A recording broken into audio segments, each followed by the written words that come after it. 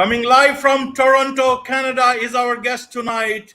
Welcome to this very special edition of the KJ Masterclass Live, the show which ensures that you profit from your time spent here with experts, either through their industry insights, information, or simply learning from them.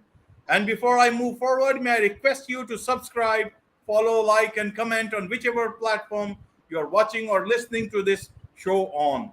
And today we have Tracy Lamourie, founder of Lamourie Media, Inc. Welcome to the show, Tracy. Hello, I'm thrilled to be here. Hello to you and hello to the audience. Thank you so much. Thank you. Get a little inspiration into people's businesses. Right. In fact, it is such an important business and such a crucial part of marketing, though, so we'll have to see how we can provide much value through you. So, Tracy, straightway to you, from you, the biggest question that people have at the moment, any company, client, or whoever, is to how to get top media attention for their brand and for their message. So, how do you manage all these expectations in your part of the world? Just tell us about that. Give us managing expectations is a huge part of it. But, I always hear from people, I paid a PR company and I didn't get this or that. I'm always very upfront. This is what I know I can get you right now. This is what we're going to be looking at. This is our strategy. This is what we'll be expecting later. So, yeah, it's, figuring out what, where we're going to go and what we can do is huge.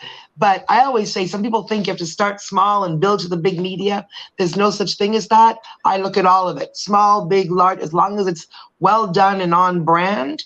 I pitch to it, and I always tell the story of one client, 26 years old, a life coach, no media experience, and nothing to differentiate herself from, a million other life coaches. She hired me, and no word of a lie, the very next day I got her an interview with Good Housekeeping magazine, the print magazine that's on like every newsstand in the English-speaking world. And she was interviewed by them and ended up getting a cover story. Her face wasn't on the cover, but the storyline was on the cover. And from there, literally we built her career on that. She got all kinds of other speaking engagements and articles calling her a mental health champion. That's just one example. But just to back it up a little, we started here assuming that people know they can get media. I mean, everybody wants the media attention, but a lot of entrepreneurs, in my experience that I talk to, small business owners, don't really conceive of themselves or picture themselves or understand that they could be in the media, that it's not advertising. It's not, we're not talking about you buying a feature. We're talking about you getting interviewed as the expert on television, radio, in magazines and newspapers, editorial, not advertorial.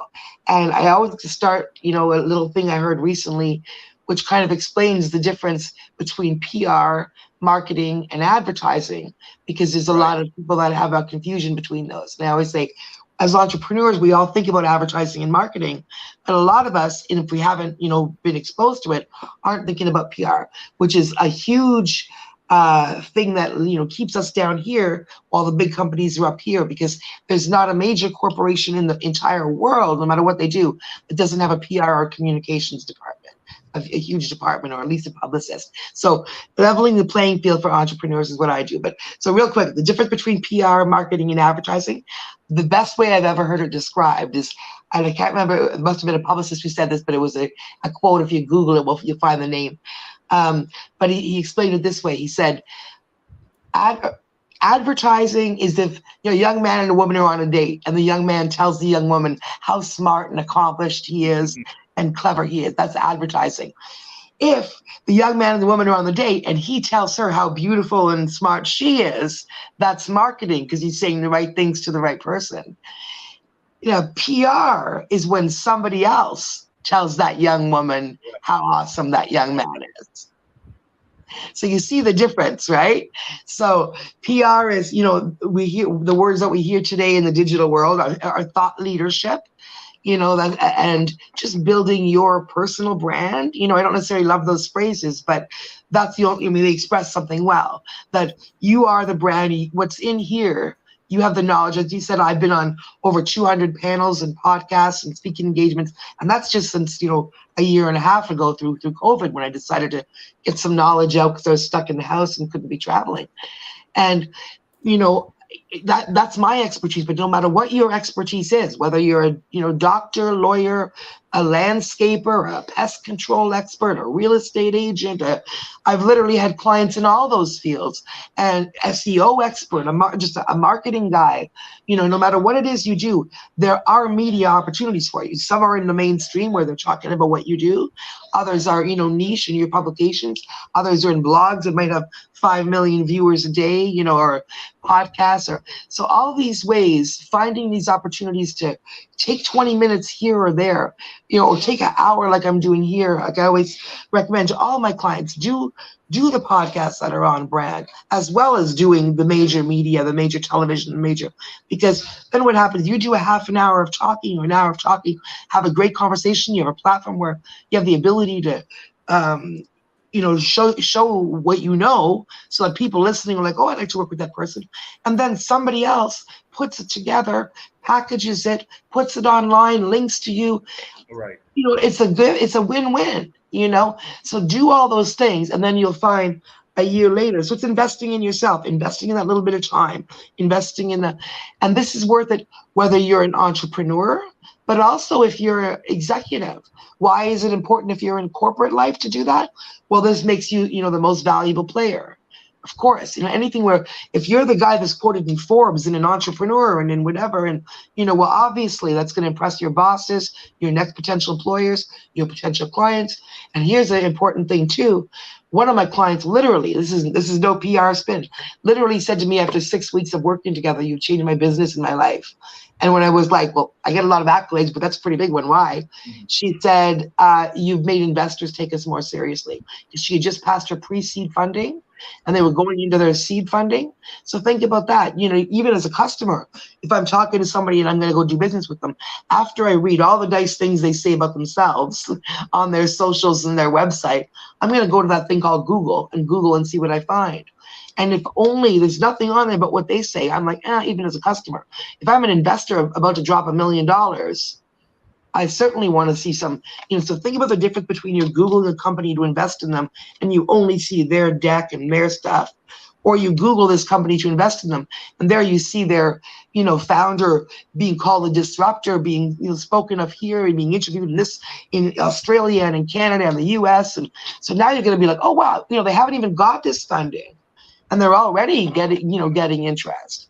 And so again, that's not advertising. And usually for half the price of what you're going to buy a big ad for that everybody knows is an ad, you can get a publicist for like a whole month actively working for you, looking for media opportunities, pitching you to media. And it's not just, and then I'll let you ask the next question. These things are just so important for people to understand. But it's not just sending out a press release. We write compelling press releases and send out a press release and media advisory, not just on the wire, but to thousands of contacts in the hopes that they'll it'll generate interest in them to write a story.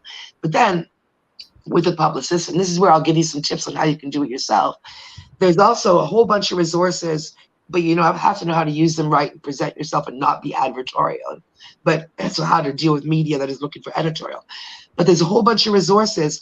I spend 2 or 3 hours a day going through everything from Help a Reporter Out to Source Bottle in Australia to Press Hunt to Quoted, which I pay $200 a month for, to hashtag Journal Request, to all these places where reporters who are already going to be doing a story, I call it the opposite of a press release, are looking for people to fit in those stories. So that's how to, when you're reading Reader's Digest or you're reading, House or whatever you're reading, entrepreneur or blah, blah, blah, they're talking about whatever they're talking about. Then all of a sudden they're blah, blah, blah, says Bob, and where do they get these people? Most of the time they do a call out. They're not calling they're doing a media call out, looking for a media friendly real estate agent. Every single day there are real estate agent opportunities, looking for a media friendly financial person, and these opportunities, my friend, are international. I'm in Canada. I've entered $1 billion around the world. I have clients in Dubai, in Colorado, in Florida, in the US, and literally, like all over the world. And it doesn't matter. One or two things might say UK only or America only or looking for Canadian, but that's most of the time they're just looking for the information. And it really doesn't matter, even if you have a shop on a street in New Delhi and your only business is in New Delhi. Still, to be competitive with your other guys on your street in New Delhi. If you have a global brand and they come and Google you and see that all over the world are coming to you, asking you to, then obviously you're the one that's going to choose. So this is, with literally very little investment in terms of comparing to advertising, or, in a lot of time. And, if you have more time than money, maybe you want to put some time into learning how to craft the perfect pitch and find out find these resources and, really spend time with this. And you can do that. That's how I built my brand. Or if you have a little bit of funding, you come to someone like me. I work internationally, and that was advertorial. The rest was, it's a perfect example. The rest was editorial, where I'm explaining, the business. And then when I'm like, come to me. So that's where you see the difference. And when you're reaching out to an editor, you don't want to be advertorial. It's not about you. It's about your knowledge that you can share. Like, for example, I had a housing contractor company. And they were like, can you get me media? I'm like, oh, yeah, sure. It turned out we had more media for them than any other client that month. There was daily things. But what I had to teach them how to respond, because one of them, Reader's Digest, was literally doing a thing about how to, problems people run into when renovating, their bathrooms and stuff. So they were looking for tips from experts. So I was telling him, you need to give me like a paragraph with a tip. So it's like, Bob from Bob's Home Repair says, when you're pulling out your toilet, make sure you put the little ring in or whatever. That's what they were looking for, a tip, right? Instead, he sent a message saying, it's really difficult to renovate your bathroom, so instead just call Bob's Home Repair. Reader's Digest is not going to print that. So that's where a perfect, like a bad example, but a good example of what you're looking for when you're dealing with editorial, not advertorial. So as long as you have a nice bio that's compelling about why you are the person to speak to, not the same as your resume, but talks about why you're a compelling speaker and why you speak on this and that. If you're a lawn guy, why you speak on, what pest control people should be looking at. So think about things you have that that is interesting to the general population. And that's where you create your pitch and make some media magic. Right, Tracy, right. A big problem is of, generating more business. So at times of pitching, sometimes, you have to promise certain things. But the clients may misunderstand it, or they may have high expectations as they go along. Bigger clients still have a name on which you can build a story or messaging. But smaller clients or consultants, somebody who does not have that equity in the media, they will need time to be built. And many of them do not have the patience. Your competitors might promise them, listen, they will not be able to do, we will be able to do it. And people do not have that patience. So how does your team manage different clients and different client expectations, as well as maintaining and keeping the business very much with you? How does it work? What are the tips for other PR agencies that anywhere, it's a global show, so it's going everywhere. Yeah. But majorly, a lot of Indian companies are there, and Indian public relations firm are there. They can learn some special tips from you. So I always find I never take on a client, without knowing in my head. I already have a few ideas of where I'm going to go. So I always say to them, this is going to go a couple of ways. I mean, this is the way it's going to go. The first few hours that I'm working, I'm very confident that I'm going to be able to get you some things that I know that are in my head. I'm not going to name them which ones they are, because I always say, unless I own that media, something could happen. I could have got all my clients in up to now, but all of a sudden tomorrow, somebody switches and so that any particular media source, I don't say, oh yeah, I'll get you on the cover of that by Friday, which I hear a lot of publicists do. And I think that's the problem. Don't do that. Even if you know that, you just tell them, I'll get you on something on the level of this, this, and this. This is what you can expect. Or I have certain things that I won't say on air, but reporters that I deal with, editors that I deal with, that depending what you do, if you're a business person, whether you've got a public profile or not, you own a business, you have knowledge, you know what you're doing, you've got, I always tell people the same confidence that you have to put up your little shingle and take people's money, whatever your business is, PR or whatever, that's the same confidence you have to think to speak about it.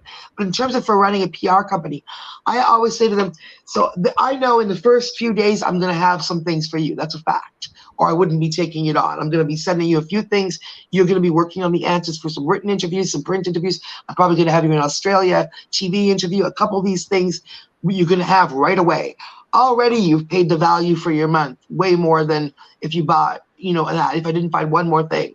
But I am going to find other things because now we're going to do the research. And that's why it depends on the client. If there's somebody that wants to have more speaking engagements, for example, maybe I'll be focusing more on finding them speaking engagements, than media. Because either way, to me, it's the whole, even, their whole public image. To me, anything that makes their bio look good, which is media or speaking engagements, I'll help them up. So maybe they want to do that. If they want to, but on the media side, I'll be looking at, all those, like I said, I spend hours and hours a day combing the world for those opportunities. And if I don't find them, I find other ones. And, my clients are global, and I make them understand that, we want those things where we can say, like, again, even if you only operate in Toronto or in New Delhi, we want to be able to say internationally quoted, globally renowned. So no matter what you do, you're the lawn care guy, you're the globally renowned lawn care guy because you've been interviewed in Australia and you've been interviewed in, the Utah newspaper, and you've been in, so that's what, and then once you get one or two of those, and if you have someone, and this is where it's like take, and it can become a problem for an employee who wants to do it themselves, or not an employee, sorry, entrepreneur, whoever wants to do it themselves, because at some point, or creative, at some point you stop, you're going to be spending a whole lot of time doing PR, if you are learning to do PR and doing the research that I do to find these, or some of the stuff that I already know because I do it every day, you'll be trying to reinvent the wheel, spending hours when you're not doing what you love doing. So if you're creative, you're not doing your filmmaking stuff because you're busy learning how to promote it. If you're no matter what your business is, you're busy promoting it half the time instead of, so that's where you've got to find that balance. Some people that's okay because, they have more time, like I said, than money. And so they're just doing it all themselves. And that's one more thing they can learn to do themselves, spend a couple hours a day and see what comes through. But again, if you're, have more money than time, look into it. And, particularly PR can be expensive. I should say, if you just call a random PR company, like marketing, anybody who deals with marketing, it's like you call somebody and you want to do a 3-month marketing plan. It's a $10,000, 3 months minimum, 3,000, whatever. So in order to, because I don't do that. I do that for corporate. I'm at the top of my game. So I charge the high, prices for the high thing, guys. But because I do so much international speaking, global speaking, and just speaking to entrepreneurs, authors, solopreneurs, and getting them excited about doing this, I know, because I remember very clearly being a young entrepreneur not long ago, and also, even if you have that money, you're not necessarily, if you're not familiar with it, don't know where you're going to get back from it, you're not necessarily going to want to throw $10,000 of that, you have this much money and you're throwing this much of it on something that's unproven. So I make sure, I'm not trying to be advertorial here, I'm just trying to explain this is important for people that understand what price points are, because they can be off-putting. You can call and go, gee, I really love PR, but I can't do that. So because I don't want to have all the people that I'm educating and passionately speaking to and getting all excited about it go, oh, well, I can't do that, I literally put together a whole bunch of different price point packages. And I don't know what other publicists do. I encourage you to call them too. Maybe they have also, I don't know. But, I put together all kinds of price points where I have like a junior kind of get your feet wet into PR option. And for that, you can expect this, this, and this. And it's at a price point that almost any entrepreneur can afford.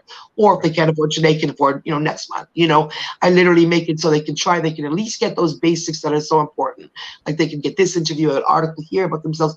And then if that's all they could do, well, heck, at least they can put in their bio, as featured in whatever, as seen in, And one guy I want to mention too, while I'm talking to India, I have a client from India. I'm talking internationally, but I know he's international too. But he came from India. I can't remember the name of the village, a small village in India somewhere. But Amal Patel, I'm so proud of him. He already owned like 8 hotels in Louisiana when I came on. But he hired because he's well known for speaking out for fair franchising. So he owns all these hotels with the different big brands.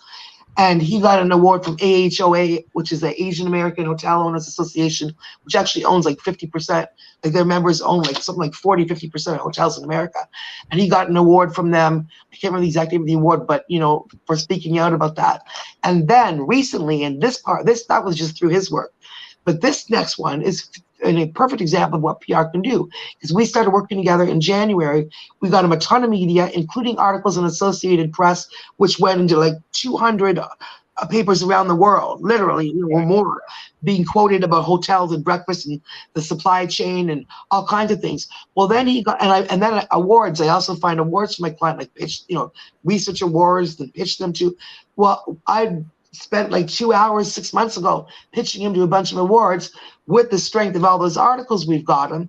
And we just got, and this is huge, he just was named from the International Hospitality Association or something like that, one of the top 100 most powerful people in U.S. hospitality. And that is giant. So now you put that on the resume.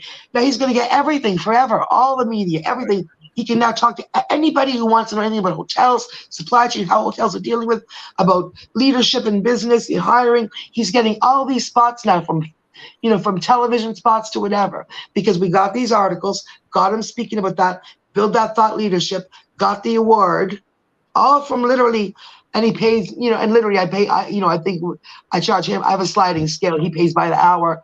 I charge him like $50 an hour or something. Some people I pay $150. Some people pay me, $500 for a month. And it all depends what I'm doing for them specifically. Like it can be, because a month could be 3 hours a week, or it could be 20 hours a week of really intensive work. So every project is different, but I think everybody should. I hope others do, and I'm not sure, but I really, that I make sure that it's not like, if you hear something and you like it, you're like, kind of like to try it, but I heard PR is crazy expensive. It is like marketing, but I literally make sure there's price points that are not. So you can get in and you're like, wow, why didn't I do this before? Oh my God. And inevitably they keep on hiring me, or they hire me for a month. We get a bunch of PR, we stop. And then, 6 months later, they have a project and they're like, hey, I want to do that again. And, so you're not like hiring an employee, it's like project based. Right, Tracy. Now, you see, you can easily say, tell your clients that PR is expensive and please know that and be ready to pay. But in India, several clients are there, they don't want to pay. And with COVID, there has been a lot of strain on the public relations industry. So companies have been facing problems and they wanted to keep their clients, and even there were cost cuts and all that stuff. Now, in a situation like this, and even when there is a normal situation, a lot of clients do not understand the effort that a PR agency takes. So how do you maintain your clients with you so that they renew? And at the same time, you tell them, listen, it's going to cost quite a bit of money. People don't understand it. They have all the demands from a PR agency, but when the time comes to pay, well, they just simply say, as if they are ignorant about everything. How do you do that at your end and ask for the correct price? Yeah, I think it's because, and we've had that. India, around the world too, in terms of COVID, especially in companies cost cutting and everything. I think it's really, really, really key to not be like so quick to sign the contract. Oh yeah, we can do all that. And I think that's the problem, is people are too eager, scared that if they're like, hold up, this is what I want you to understand about the process.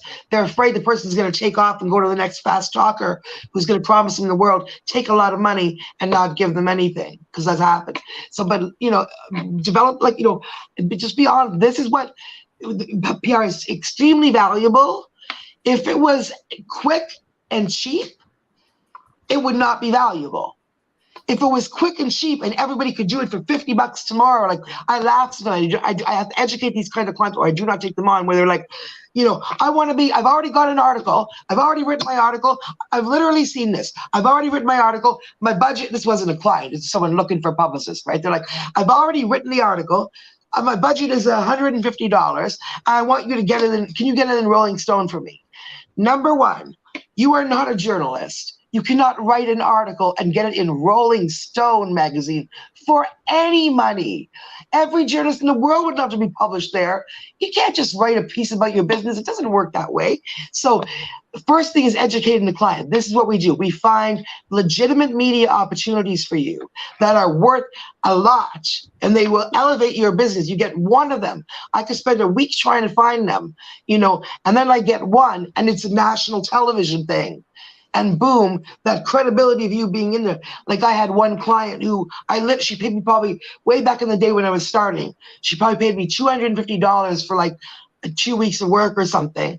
And in 1 hour of that, I pitched her, in 10 minutes of an hour after I wrote something, I pitched her to a radio station. She got an interview. So think about how much you pay for a 30-second radio spot if you're buying an ad, right? On a real, like on a major station in a, millions of people listening. She got, instead of that 30-second spot, she would have paid however much money for. She was interviewed for half an hour, and then they took calls from people when she continued. After that, the host A had her back on, again, because it went so well. Her business where she charged $100 an hour for phone calls or whatever, her consultancy, she got like tons of calls that week. It didn't stop. And what did she pay a publicist for? Like that was me, 10 minutes of that $250 that she'd paid me for that. When I look back 5 years later, do you know she'd been on the show like every year? They still had her on, and then there's that. So basically, it can take a lot of work, because that could happen in 5 minutes when I send that first email, or it could take me 5 days of research to hit that. But when you get that one thing, it's something that you cannot buy.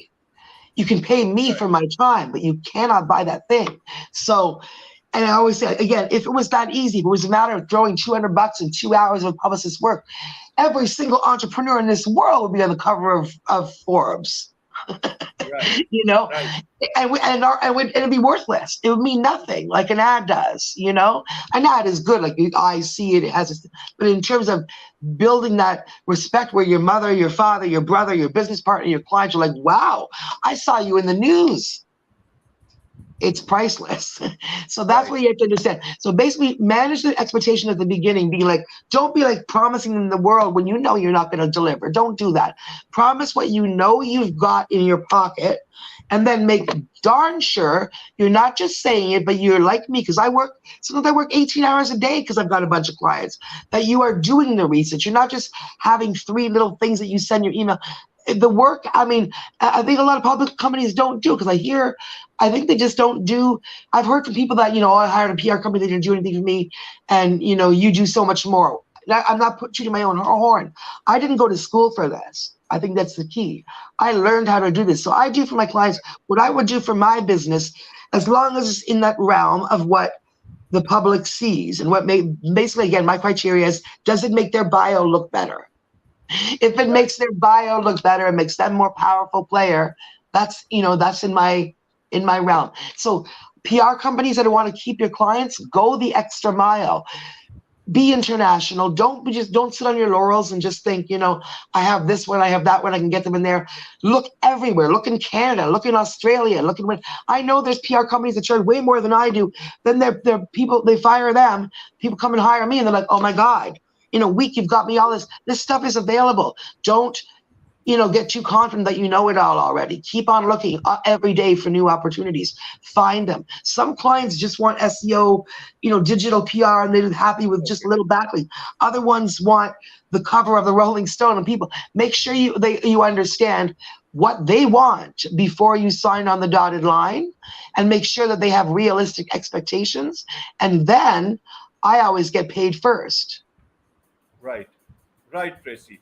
Now you see, the marketing people think that PR is only a small part of that whole wheel, but you hold a view that public relations and media are more important than marketing. What? How would you convince them on this part?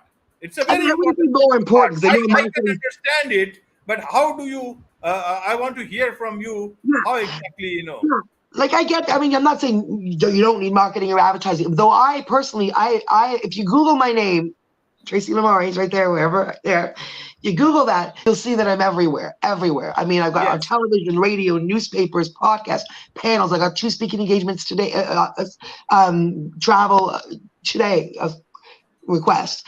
So I have never, ever, ever, ever spent a penny in advertising. except for, oh, sorry, recently the $300 because they were to go on the cover of a magazine instead of being in it. They were like, hey, we can give you the cover for the layout costs. And I was like, oh, okay. So literally in 10 years of international work, global client, I have honestly never spent one penny in any kind of advertising, none. I've done all this just on the power of spending my time talking about what I know and, finding those opportunities and researching them. And I cannot tell you how much that's elevated my business. And so I have not needed any advertising. However, obviously, if you're selling something like a product or whatever, I'm not saying you're not going to have any marketing or advertising, like that'll have its place. But in terms of building, what I would say is more important, at least as important, and more important in some ways. When you're marketing or advertising, you're marketing this pen or the book or your project or even your company. People come to me to market any of those things, and that's what I help them with. But I also say to them, you are marketing your book, you're selling your book, your company, your product, or whatever. I'm selling you. I don't end up really knowing or caring what your market numbers are or what you end up. I know it's working because you're coming back to me and it's obviously a value, or you wouldn't. But I don't sell. Like, I'm not interested really in terms of my business and my brain track in how much you're selling, because that's going to happen as a result of the visibility I get you and whatever so I am selling you so that whatever you do now or in the future, so now if you're selling that book, or now you're selling your company, or now you're selling whatever, maybe tomorrow, or maybe you're incorporating, you're selling a book right now, maybe one day you're going to start a business you're not even thinking of. But what we're doing now, we are just elevating you, so no matter what you do, you are a player. So you have been and it's not us doing it. Like I always say, my husband describes it well, who's my business partner, we're the frame. So, we elevate and celebrate the amazing work other people are doing and show the world. We frame it, put it on the wall, show you, have you seen this? So you're doing all the amazing things already. You just need people to see it, whether it's people in your field, whether, so you can get on those award stages. And like I always say, the only difference between you, any of you entrepreneurs listening, and the people that are on the award stages or the people that are on the TV, the only difference is they're the one that made themselves known to media, whether media somehow saw them, or, they reached out to media with a story, or they followed up on these things I told you about where you can see them looking. That's the only difference. Media doesn't go, when you see a real estate agent quoted, they didn't go far and wide, talk to 50 agents to find that very best real estate agent. But that's the perception when you're on television. That must be the top guy in the field. Well, it's just the guy that made himself known. So make yourself known, get out there. And again, use that same confidence that you have. This is for the entrepreneur, not the publicist, but even publicists. Do it for yourself too, man. Like, I spend 90% of my time doing my work for my clients, and then 10% of my time promoting my own business and myself, so that I'm elevated. Because when I'm elevated, it opens more doors for me, which opens more doors for my clients. So there's a million publicists out there that are working, but they're not building their own personal brand. So how can anybody know that you know what you're talking about? Build your own brand too. I know we're crazy busy, especially but take a little time, put an hour, put it in your day. Pitch yourself for that hour to speak about what you talk about, to answer those, speaking engagements, because that's important as well. And it's not just, taking time out for yourself, because again, 1,000 doors have opened for me. Like, now I'm a Cannes accredited publicist, Cannes Film Festival. So now I can do so much more for my clients in film than I ever could do before. Like this, as opposed to 5 hours of research to find it, to message. It's like click on this special thing. I'm connected, boom. So get yourself out there. And it's, media, there's a million free, and I always think of it, I've said this on a podcast before, but if you remember those old I Love Lucy shows, where they'd be in front of like a factory thing, and then all this stuff would be going by really fast, and they're trying to grab them. I always see that, like, most entrepreneurs on that thing is a million media opportunities they could be grabbing, but they're just ignoring them. They're literally like, oh, la, la, and they're free. Do you want to be in Reader's Digest? Do you want to be in Forbes? Do you want to be, oh, la, la, no, I'm just, So honestly, that's what's out there. And right now, I was literally looking before we got on here. They were in front of me here on the computer. Forbes is looking for, a medical person talking about gestational whatever. Vegamore, whatever they are, is looking for which herbs help with hair loss. somebody else is looking, go banking rates, which whoever answers this is going to be in Yahoo Finance and literally around the world. They're looking for personal finance experts with tips for gig workers who work in Uber and stuff. So like literally anybody in personal finance could answer that question. They send the publicist sends it with, my client is a compelling speaker who knows blah, blah, blah, blah, blah. Boom, he's chosen. This is what I do every single day. Now you're in Forbes.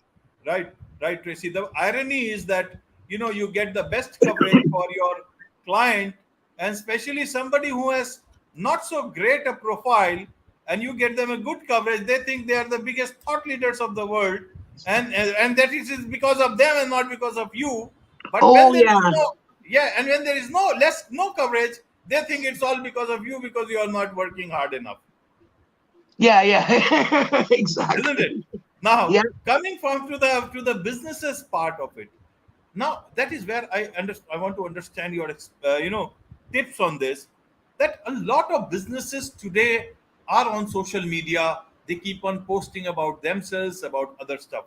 But there are several times, different issues, on social issues that they want to comment, but they don't know whether they should comment or not comment.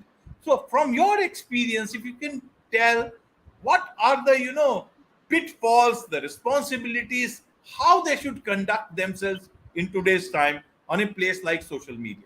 That is a brilliant question. Very good question. Especially over the 2 years that we've had, I've seen people, from all kinds of issues, oh my goodness, to just like go nuts or go off and just really not represent themselves well or their companies well and do themselves great damage, right? So I also, to caveat this, I come from an activist perspective. I started this. We'll get into that in another show, but I wrote my first press release not to become a business maven or to become a VIP, which I've done somehow, but to help people.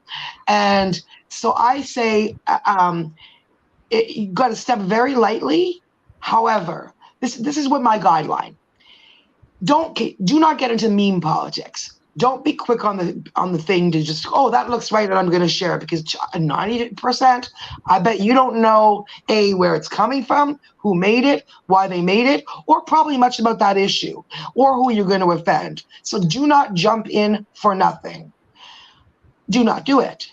There's no advantage to you or your business. Don't jump in for nothing. However, if it is something that you personally, whether you personally on social is representing yourself, because that's important, whether you own a business or not, or you as a business owner, if it is something that you personally care about enough that you will stand for it, up for it, that you are confident that you know not just enough to share a little meme that looks funny for a minute, because that isn't okay, but that you would be willing to, if someone called you on it, to get up on a podium and speak for 20 minutes about why that matters. That should be your bar. If that is important enough to you and you would say, you know what, even if people are going to disagree, I don't care. My hamburger stand might get less customers, but I don't care, because anti-racism matters to me, because speaking up for immigrants matters to me, because whatever matters, whatever your thing is, if that's an ethical thing for you, by all means do it, because you will find your tribe. People will respect you more, even if some people, fall away on the wayside and don't like you because of it. Well, not everybody's going to like you in business or in life, right? As long as you're not purposely being offensive. But again, who knows, in the world we live in today, some people could get offended by you being anti-racist or by you standing up for the right thing. So you can't always, I wouldn't say, just be, never say anything. But that should be your thing. Do not just share things because it's cool, because it's popular, because you think it might be right, or even because you think you might agree with it, especially in this meme culture, because I've seen people share things and I'm like, man, do you know who made that thing you just shared? Like, do you have any idea what that's coming from? Oh, I didn't know. Well, no, before, because people are going to judge you based on that, and they should, because you're responsible for what you put out there. So I would say, and it's just, my advice is business and not as do it, because sometimes you have to speak out. If you feel that you should speak out, then do it with a lot of thought and care that if I'm called on this, am I comfortable going and being like, yeah, that's right, I did say that, and this is why. And if you're not, and you don't want to get in there, and you don't think you know enough about it, then you know what? Step aside. Because letting we disagree with something too, that we don't know. Like, Black Lives Matter, for example. I had a lot of friends who are, without even getting into that issue, but a lot of friends who are like, oh, well, look what they're doing with this and that. You know what? You don't know anything about this or that. You don't know the background. You don't know. So when you say that, when you share that, you just look like you're aligning yourself with the bad guys. So do you really know enough to, do you know? And do you really, so like, unless you're really sure that you are well versed in the issues, don't go there. And if you feel well versed enough and passionate enough that it is something that you would be wrong not to, because I thought that it would be wrong not to say, like I have felt, at times, then you need to say something, because otherwise, what are you afraid of? What I'm saying? So it's very strategic, but it's from the heart too, and you have to be ready to, like in life, don't say anything you're not willing to back up, in business or in life. Do you know it here? Do you know it here? All right, then stand for it. And hopefully, it's something that is about unity and about people and about, your neighbors, and not just about, whatever's Right. going on these days where people are all like, it's funny. I was going to say clanny, meaning like everyone in their own clan, but actually clanny works too. Unfortunately, there's a lot of bad stuff going on. The whole world is like, I don't even know where we're going with. Right. Not even talking about politics right now, but everybody's Right. angry, everybody's at each other, and it's really negative. So hopefully, whatever you put out in the world should be about bringing people together and not feeding that beast right now of disunity and world war. Right. Right, Tracy. So then the challenge still remains for entrepreneurs, for businesses, for the top dog in any organization, that they get enough coverage for themselves. So, what are the ways that they can, become leaders in whatever they do in terms of getting media coverage? How can they make best use of the available, opportunities to be at the top in terms of media coverage? What would So you what tell I them? would suggest, some things that people can do right now if they want to look into it. Number one, put together a little paragraph that we call the pitch, which is, again, you can put some of your accomplishments in it, but use words like compelling and, great speaker, and he can speak, and give one or two ideas, like, say, like, for example, with me, Tracy, blah, blah, blah, you have my bio. Well, people will be like, that's great. What do you want, a doggy biscuit? So you have to give them some ideas about why you'd want to talk to me. For example, so in mine, I say things like, Tracy can speak to how anybody can build their brand without ever spending a penny in advertising. So then they may like, oh, okay, that might be something that they want to hear. So you give them a couple of ideas the way you can speak on, kind of thing. But write your little bio, just a paragraph with a couple ideas on what you like to speak on, things like that. Like, you for example, you speak to entrepreneurs across India and around the world every day, so you have a good perspective on what entrepreneurs are thinking and feeling today and how they're dealing with challenges. That would be my pitch for you, just from what I know from that one. This is our conversation, right? So then you go and look some places, write this down. For free is Haro, Help a Reporter Out. Now, the thing with these, you'll see, like, you sign up for like an email list. They send you 2 or 3 a day. You get a big, long list of all kinds of things. You scroll through. Are there any that I can respond to? If there are, the key is, number one, you do it quickly. Don't sit there and write a whole essay. They're writing the article. They just want a quote. And if you wait a day and a half, they've already got a bunch of them. I mean, some only get 2 responses. Some get 500. You don't know. But if they've already get what they want, they're not going to go, oh, wow, that was a great response. Let me go back and rewrite my entire article. They're using these so that they can get quick responses. So if you see that, oh, I can answer that. How? Like right here, literally just came in front of me. Are you a budding founder or an established business owner who has experience using a coach or a mentor?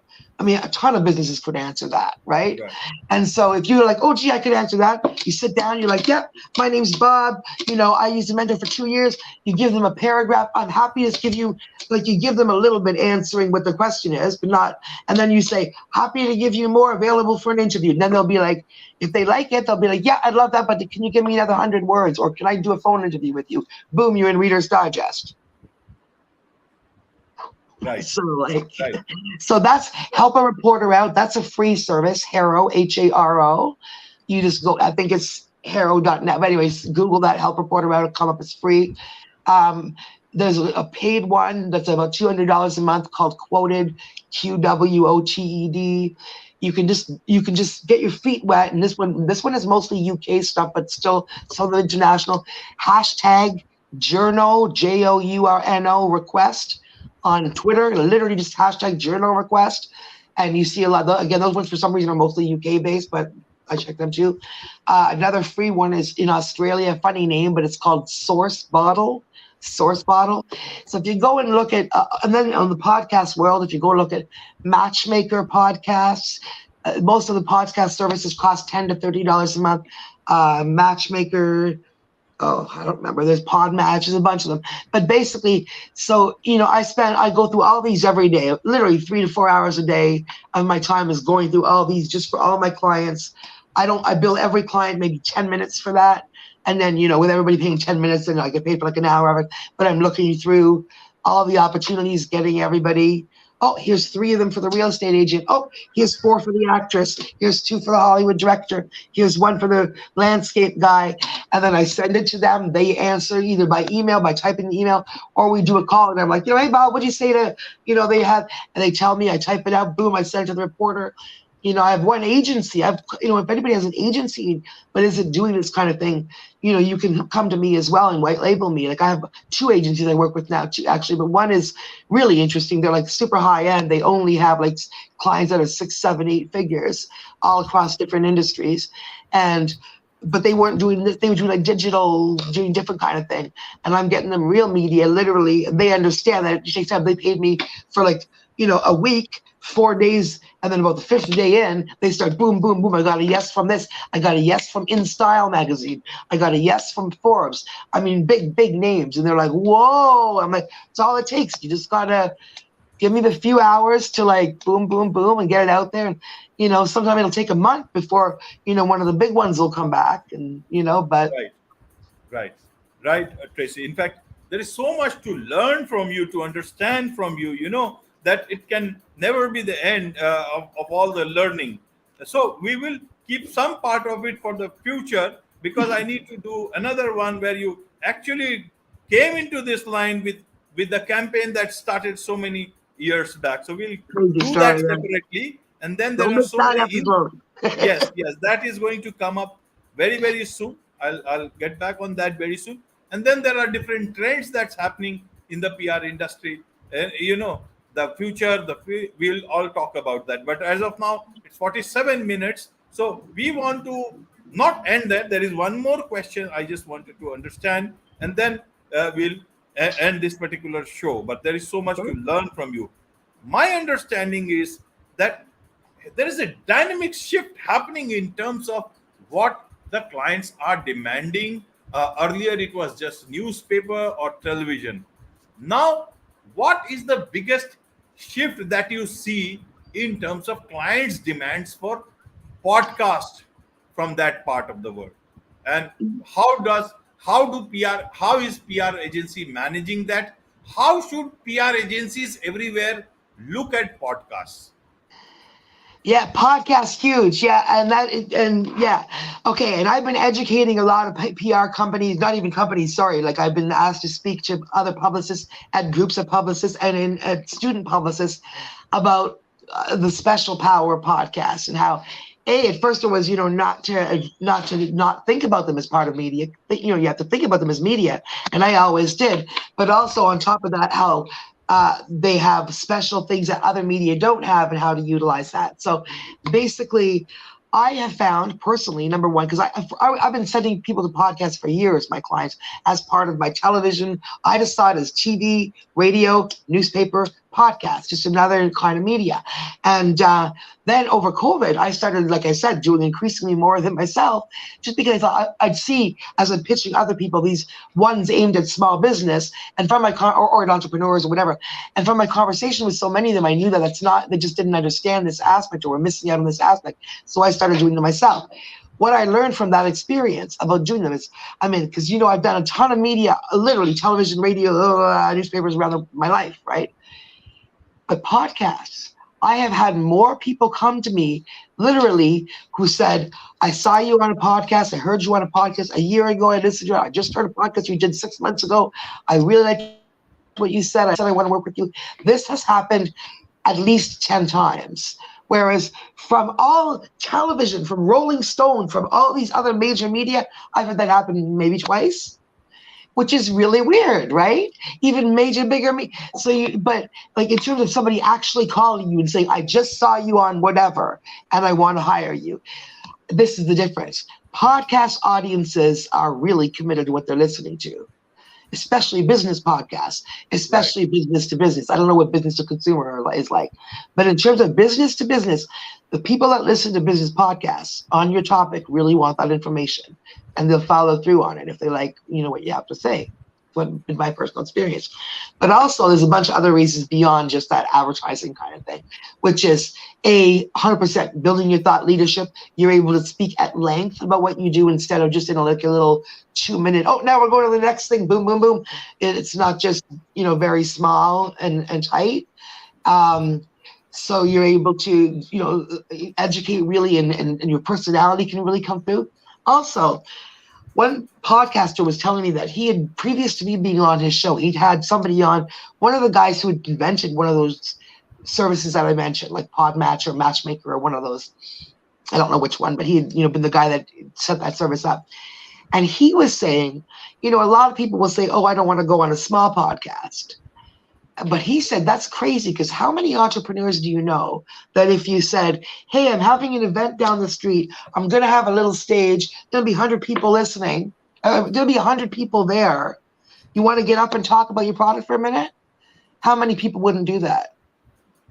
Of course they would. I mean, they wouldn't fly, to another city to do it, but they'd come down there. Sure, there's a whole, well, with a podcast that's only 100 people today, number one, it's what we call evergreen. Whereas media, like the news, it's gone. The next day it's gone. Yeah, if you search it, it's still there. The link is still there, but it's not in the zeitgeist anymore. Whereas a podcast is evergreen. People will discover a podcast in its 50th episode, and they'll go back to the first and they'll listen to it, and they'll, and they always find it. It's always in all the directories. It's always if you search. So and those directories are gold. Talk about the SEO, boom, boom, boom. And there's a bunch of links. Right. Plus, like I said, I spent half an hour talking, having a nice conversation with somebody, and then they're going to put say all the nice things about me under here, right? They're going to put the links up. Their SEO is going to have it all over the place so that tomorrow when you Google my name, it comes right up. So plus it gives me fresh content all the time if you're worried about, and it just, so again, it just it's a huge component of a media strategy. And when I have people, older people or people who don't understand or don't listen to podcasts or don't understand the podcast world, and they're like, no, I'm not really, I don't have time for that. Like one of my agency client first said, oh, my clients, none of them will have time for podcasts. They just want, TV, radio. And I was like, can I talk to your clients first? Because, I mean, I'm not going to sell them shirts. You're like Bob in his basement who's just literally starting it. It's his first guest, Okay, if they don't want to do that, I still do those. But if they don't want to do that, that's fine. I get it. Like some people want to, but do not say no to podcast. That is ridiculous. Do not do that, because everything that you want from other media, you also get from podcasts. Plus. And then there are podcasts that get, I don't even know how many millions of downloads, far more listeners than any media anywhere in the world. I don't care if you're in the New York Times, so do not, I adamantly argue with my clients if they're like, I don't want to do podcasts. I'm like, okay, we can talk about what your boundaries are, like which podcast you want to do, how much time you want me to spend pitching podcasts. We can talk about those things, but please do not do them, because that's just a bad strategy. And my job as a publicist is to suggest that it's a bad strategy. Say, like, that's not a good idea. Like, I hear what you're saying, but please listen to this. Because when you hire a publicist too, it's like you're hiring a lawyer. Yes, you're the boss. But you're also hiring someone to navigate a field that you don't know, like we know.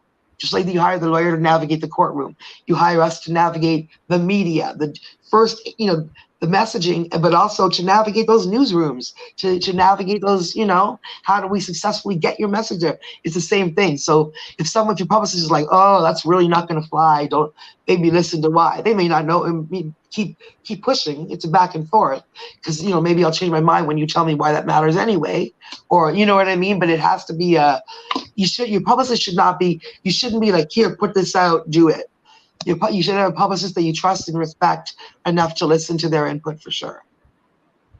Right, Tracy. In fact, you have given a good insight into public relations, from the client side, from the agency side, and from the expectations, how to manage expectations, and the usefulness of podcasts for clients, even for media agencies. I too am getting quite a number of queries now, increasingly day by day from several PR agencies in the country. So that shows that they are also coming to know, the clients are also coming to understand the importance of podcasts, and Exactly. especially, Yeah.